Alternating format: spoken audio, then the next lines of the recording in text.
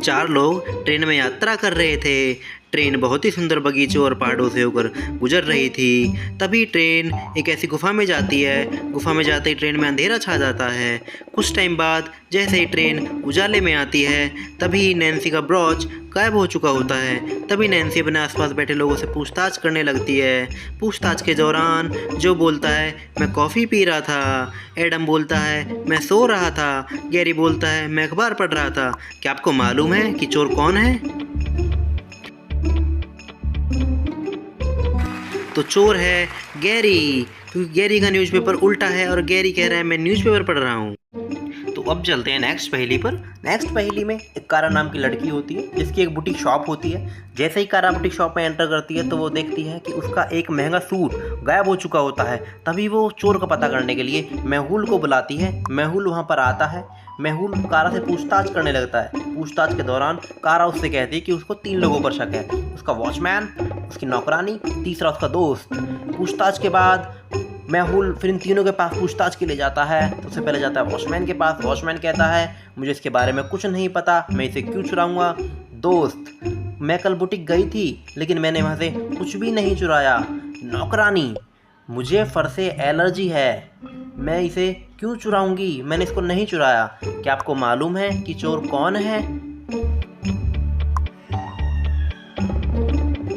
तो चोर है नौकरानी। नौकरानी ने बोला है कि उसको फर से एलर्जी है और उसने खुद घर में एक बिल्ली को पाल रखा है। तो चलिए अब आते हैं अपनी नेक्स्ट पहेली पर।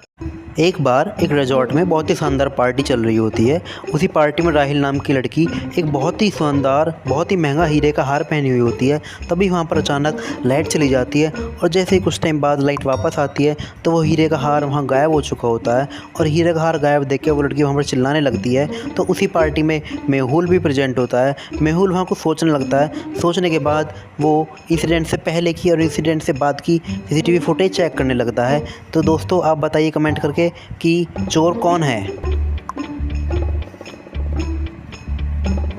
तो चोर है ए, क्योंकि आप ए की पॉकेट चेक करोगे तो ए की पॉकेट से जो हीरे का हार चुराया था वापस शो कर रहा है।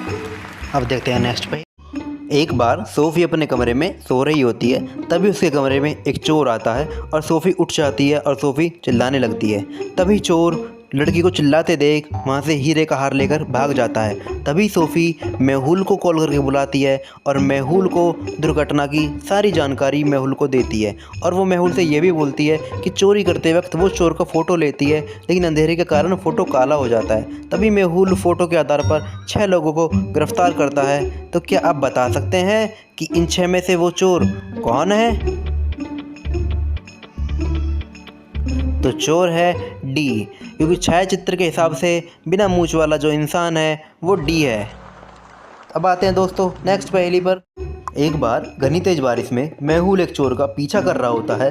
घनी तेज बारिश होने के कारण मेहुल को वो चोर पीछे छोड़ने में कामयाब होता है। चालाकी से वो मेहुल को बहुत पीछे देखकर वो चोर एक स्कूल में एंटर कर जाता है। मेहुल उसके पीछे पीछे आते देख वो ये देखता है कि एक स्कूल का दरवाज़ा खुला हुआ होता है। मेहुल भी उस स्कूल में एंटर कर जाता है। वो देखता है कि उस स्कूल में 3 लोग होते हैं। वो तीनों लोगों से पूछताछ करने लगता है। पूछताछ के दौरान वो तीनों कहते हैं कि वो तीनों तो सुबह से ही उस लाइब्रेरी में पढ़ाई कर रहे हैं, उन्हें कुछ नहीं मालूम। तो क्या आप बता सकते हैं इन तीनों में से चोर कौन है?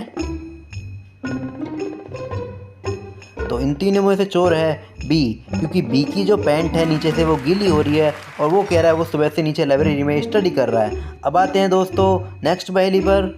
एक बार एक बहुत ही शानदार वैज्ञानिक होता है। वो अपनी बहुत कड़ी मेहनत के बाद एक ऐसी मशीन तैयार करता है जिसको क्लोन मशीन कहते हैं। क्लोन मशीन क्या होती है? क्लोन मशीन होती है दोस्तों जिससे आप किसी भी प्रोडक्ट को 1 से 2 और 2 से 4 बना सकते हो।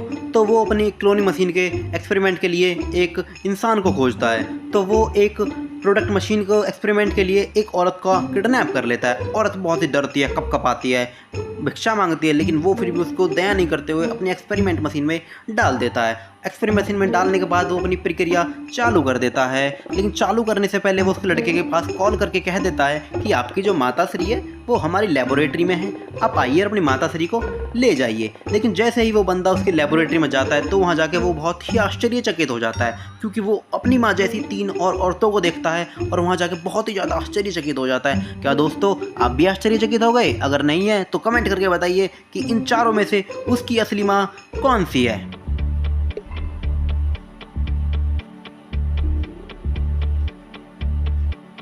तो उसकी असली माँ है सी, क्योंकि आप एजा बालों के कलर देख सकते हो, जब भी ब्राउन थे और अब भी ब्राउन है। चलो दोस्तों अब यहीं पहेलियों का सिलसिला करते हैं ख़त्म। ऐसी और मज़ेदार वीडियो देखने के लिए हमें सब्सक्राइब कर लीजिए।